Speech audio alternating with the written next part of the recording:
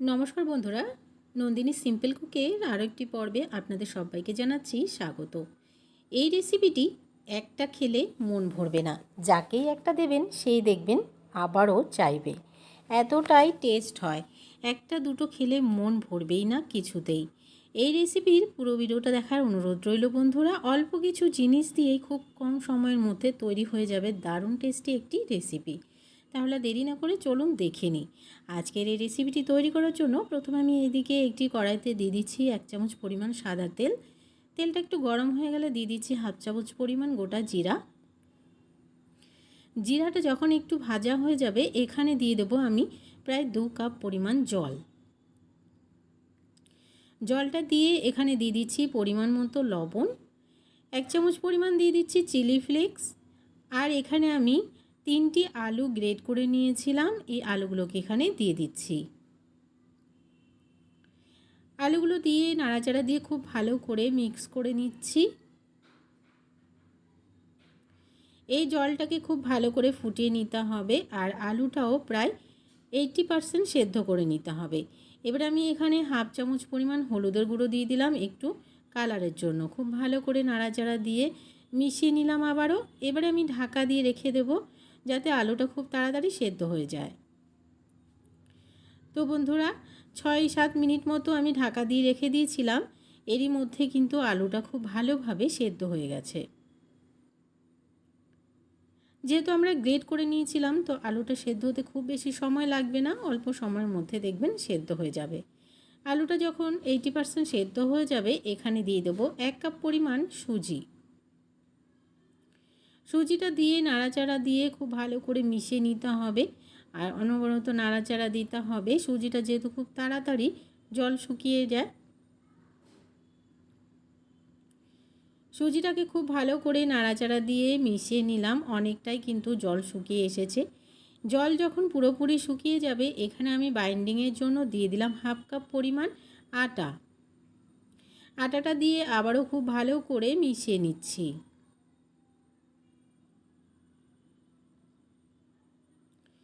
তো বন্ধুরা আটাটা দিয়ে খুব ভালো করে মিশিয়ে নিলাম। কড়াই ছেড়ে দিচ্ছে আর কিন্তু জাল করার একদমই প্রয়োজন নেই, নামিয়ে নেব। আর তার আগে আমি 1-2 সেকেন্ডের জন্য একটু এই গরম গরম অবস্থাতেই ঢাকা দিয়ে রেখে দেব, ডোটা যেন একটু সেট হয়ে যায়। তো আমি ঢাকা দিয়ে রেখে দিচ্ছি কিছুক্ষণের জন্য। এদিকে একটা প্লেট নিয়ে নিয়েছি। কিছুক্ষণ পর ঢাকাটা সরিয়ে এই প্লেটের মধ্যেই আমি এই ডোটাকে নিয়ে নিলাম। এবারে এই ডোটাকে একটু ঠান্ডা করে নিতে হবে, তবে খুব বেশি ঠান্ডা করা যাবে না। উষ্ণ উষ্ণ অবস্থায় কিন্তু খুব ভালো করে মেখে নিতে হবে। তো যখন উষ্ণ গরম হয়ে যাবে এখানে আমি 1 চামচ তেল দিয়ে দিলাম আর হাতের সাহায্যে খুব ভালো করে ডলে ডলে মেখে নিতে হবে যেন এই ডোটা একটু স্মুথ হয়ে যায়। আর এই কাজটা অবশ্যই একটু গরম থাকতেই করে নিতে হবে।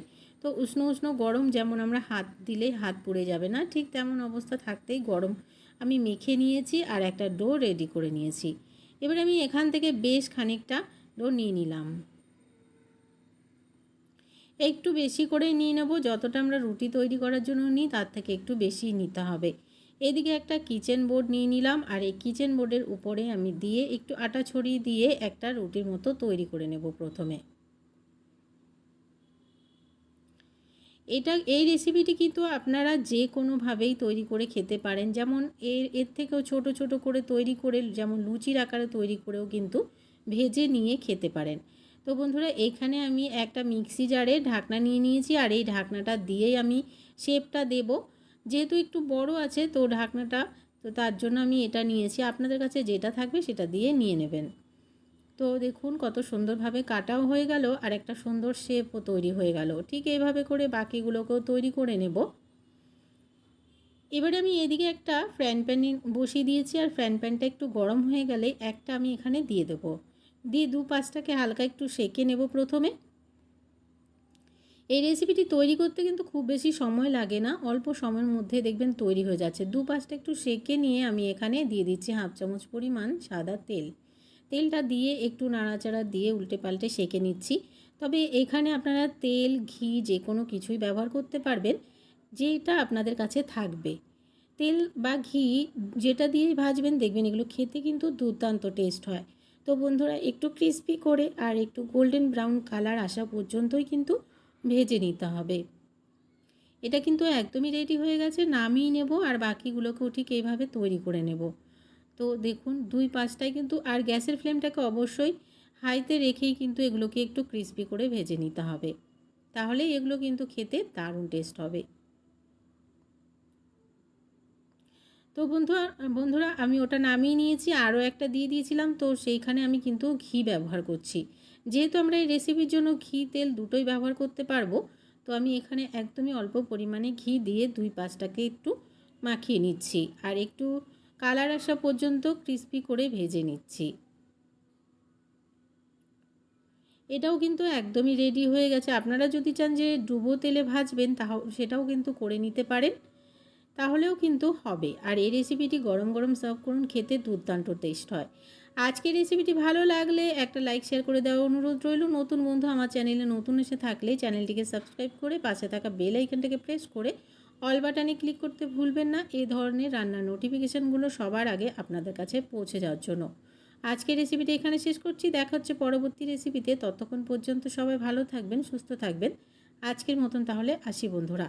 তো আমি একটা চিড়ে আপনাদেরকে দেখিয়ে দিলাম, তো দেখলেন তো কতটা ভালো হয়েছে রেসিপিটা।